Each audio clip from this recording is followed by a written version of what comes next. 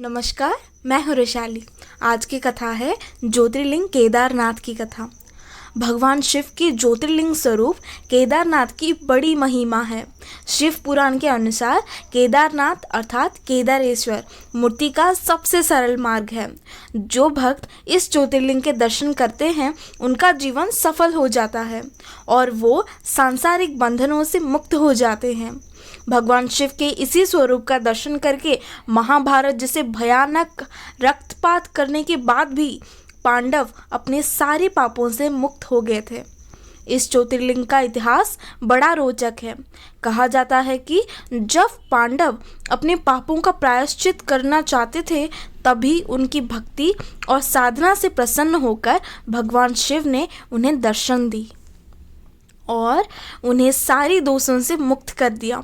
शास्त्रों के अनुसार जैसे ही पांडव हरिद्वार से होते हुए केदारनाथ के दर्शन के लिए आगे बढ़े तो उन्होंने रास्ते में भगवान शिव दिखाई दिए। पांडव भगवान का ये चमत्कार देखकर बड़े प्रसन्न हुए, पर उन्हें उतनी ही निराशा हुई जब उन्होंने देखा भगवान शिव अगले ही क्षण अंतर्ध्यान हो गए। पांडवों को अनुभव हुआ कि ये उनके पापों का ही फल है जो भगवान शिव उन्हें दर्शन नहीं देना चाहते हैं। किंतु पांडवों ने हार नहीं माने। उन्होंने भगवान शिव की कठोर साधना में लग गए।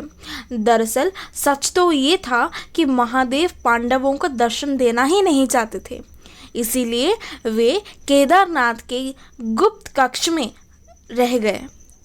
पांडवों भगवान शिव को तलाश करते हुए गौरी कुंड तक गए, किंतु इस स्थान पर एक विचित्र घटना हुई।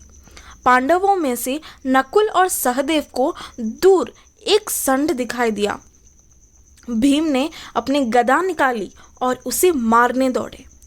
वह षंड उसकी पकड़ में ही नहीं आ सका। तभी भीम ने दूसरी ओर देखा। वो षंड बर्फ में मुंह ढले बैठा था।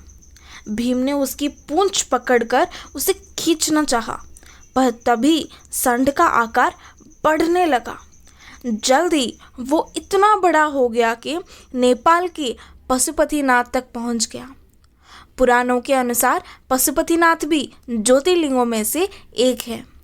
इस प्रकार देखते ही देखते वो षंड ज्योतिर्लिंग में बदल गया और साक्षात भगवान शिव का रूप लेने लगा। तब पांडवों ने उनके दर्शन पाकर पापों से मुक्त हुए।